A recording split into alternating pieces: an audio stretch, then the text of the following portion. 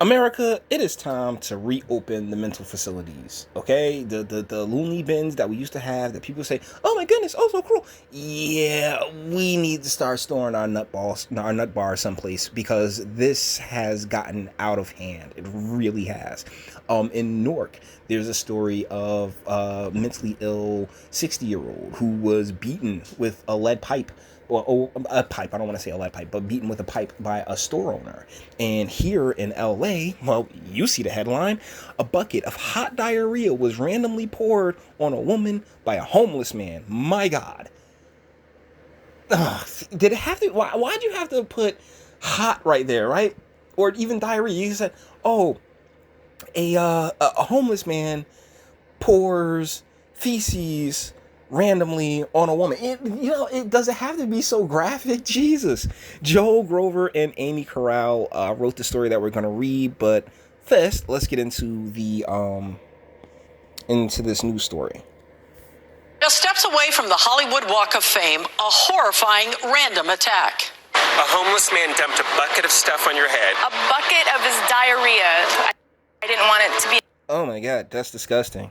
Like you on camera with this? I'm just gonna assume she's married. She definitely has that MILF feel to her, but I mean, nice testicles. But like, yo, that's gross. Be in my mouth, but it was running down my eyes. For over a year. Oh my God, that's so disgusting. That is disgusting. The NBC4i team has been tracking crimes where the suspects are homeless. Tonight, we have learned those incidents are skyrocketing. Investigative reporter Joel Grover reports on the growing threat linked to the... Oh, did y'all catch that one where he pushed my man in front of a truck? Yo. Yo. This is reckless. Treated mental illness and drug addiction on LA's streets of shame. Yo, didn't that same guy punch a woman? Did he go on to punch a fat dude? Keep your eye on the woman walking out of this apartment building. A homeless man approaches and suddenly smacks her in the head. Brandon Cohen. Hold on. Jeez, Jay. I went all over the world with that one, didn't I? There are now thousands of crimes a year like this one in which the suspects are homeless and in many cases suffering from mental illness or substance abuse. Yeah. Like I said, we gotta reopen the loony bins. Okay, we could toss a ton of money into it and start getting these people some kind of help. Because like having them out just about in the world is not helping anyone. So traumatic. Sorry. Heidi Van Tassel was walking to her car near Hollywood's Walk of Fame when, according to police and court records, a transient with schizophrenia and psychotic disorders dumped feces all over her. A bucket of his diarrhea. It was liquid, hot liquid. I was soaked. Okay, just because she's using these terms doesn't mean you have to put it in your headline. I feel so bad for her. I really do. Because that would traumatize the hell out of me. Somebody just roll up on me and dump. If somebody's walking towards me with intent and a bucket in their hand, bruh. Bruh, I'm doing that quick scoot to the side and just like, yo, what are you doing? I couldn't see. It was coming off of my eyelashes into my eyes. Paramedics rushed her to the hospital, and she now needs to be tested for infectious diseases every 3 months. Oh my God, yeah, because things be dormant. Oh no, because that's the thing. You'll get infected with something, and it just grows, and you don't know what it is, where it came from. But I mean, she will. Oh my God. Months. It's something I won't ever forget. It was, it was disgusting. No pun intended. For over a year, the I-Team has been reporting on crimes where the suspects are homeless, like this guy arrested for setting fire to chairs at a downtown steakhouse, and this homeless man pushing someone in front of a truck. Ooh. There were more than 6,000 of these reported crimes in LA in 2017. By the end of 2018, the number of crimes was up more than 50%. That's ridiculous. That is off the wall, and this is a Democrat majority space area. They got a super majority in LA and in California, and instead of actually addressing these issues and by returning like I said, to having mental facilities that these people can get, like, you can dead all the rehab, or just take some of the rehab facilities and turn them into mental facilities. But this is ridiculous. And now we've learned the numbers are on track to climb even higher this year. We found case after case where the suspects suffer from mental illness or methamphetamine abuse. Meth use has been linked to violence, and so is untreated mental illness. How could you live in this kind of environment and be okay? You can't. You literally cannot, my guy. And like I said, I can't remember what bill it was, but the removal of these types of facilities where you can place your mentally ill and those who have real mental problems such as these, where you could place them out of the reach or the purview of regular people just trying to go about their lives. They've been knocked down and basically made taboo. It's ridiculous. You mean mentally okay? Mentally okay. Reverend Andy Bales runs the Union Rescue Mission. Does life on the streets lead to violent behavior? Absolutely. Like the attack on that woman on a downtown LA. Seriously, bro? Like no other reason than you could. And then we see things like this, and it's like, oh, the females come out, like, oh my goodness, I'm so scared, some man might attack me, some guy, and this woman actually did get attacked. So it's like, it's a rock and a hard place. It really is a rock and a hard place that we've wedged ourselves in between, because on one hand, we want to be like, oh yeah, we're equals, and a woman should be able to just walk down the street and not be attacked in such a vicious manner. I 100% agree, but at the same time, you can't sit there and be, oh well, we have to have all these different compassionate programs and stuff like that for homeless people, as opposed to, hey, police officers recognize that this person has some mental illnesses. This person with the mental illnesses go to a mental facility. Boom.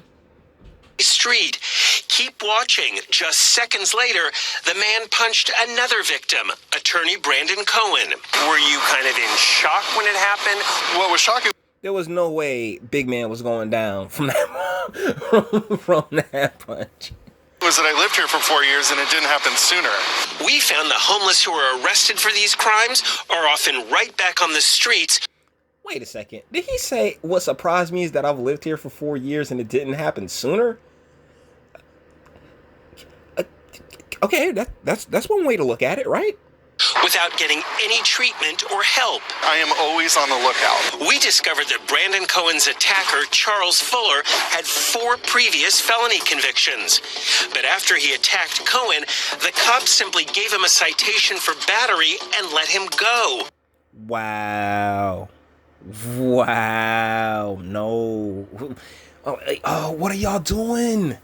This is a part of the reason I'm kind of glad I'm out of Cali. As much as I love California, and in California, you're part of my heart. I love you. But what are y'all doing out there, man?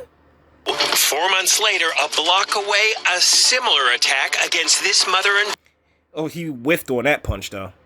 Daughter, though the police didn't make an arrest, so the suspect wasn't identified. I mean, he completely whiffed on that punch. Ladies, you got lucky in that situation. They need treatment for be it drugs or mental illness.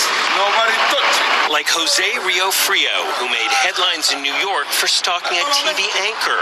He moved to LA, where he was convicted of threatening to kill a security guard. Last May, he wandered away from this psychiatric facility and has since been on the LAPD's missing persons list. But the I-Team found him hiding in plain sight, sitting day after day, I'm not married. yelling at people from this Hollywood bus bend. Wow. Human error at its finest, man. Like I've said in multiple videos before, man, we got so many cracks that it's basically just shattered glass at this point, and the problems aren't just slipping through; they're pouring through. Right now, you're still suffering from mental health issues. Yeah, sure. It was awful. Wow, he was just like, yeah, sure. I mean, I still have these mental health issues. My goodness, I have to go and get treated. But I leave the treatment facility, which is probably too close to what's the name? To like, you know, civilization.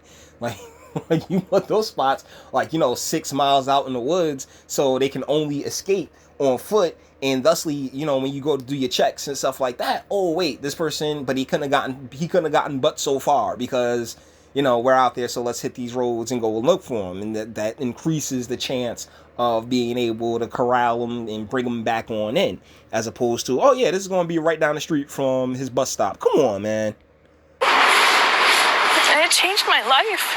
Heidi Van Tassel says she's experiencing PTSD from that attack Okay, Heidi kind of thick. I ain't going to stunt. Like, I was like, oh, nice testicles earlier. Yeah, she kind of thick, man. I mean, definitely on the older side, but, you know, she catch it.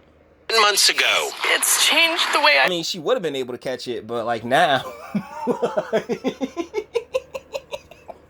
now, like, yo, you might have some dormant, brand new disease inside you. Like, yeah, listen, you gotta be on pause for like at least the next 3 years, Heidi. I'm sorry, you gotta go on the shelf unless you married. If you married, then you know your hubby can take care of that. But I feel walking on the street.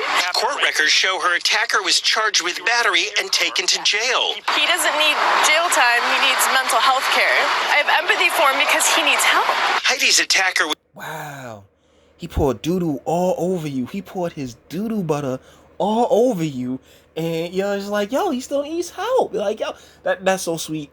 That is so damn sweet. It really is. Me, shit, help his ass out. help him right into one of those mental facilities freaking miles away from the rest of civilization, where, you know, they can run in the tree, in the weeds and stuff. Was found mentally incompetent to stand trial, and prosecutors tell the I-Team he's now back on the streets. Wow. Freaking wow. I'll never, ever forget his face. Heidi Van Tassel says there should be help, not just for the mentally ill suspects in these crimes, but also for the victims.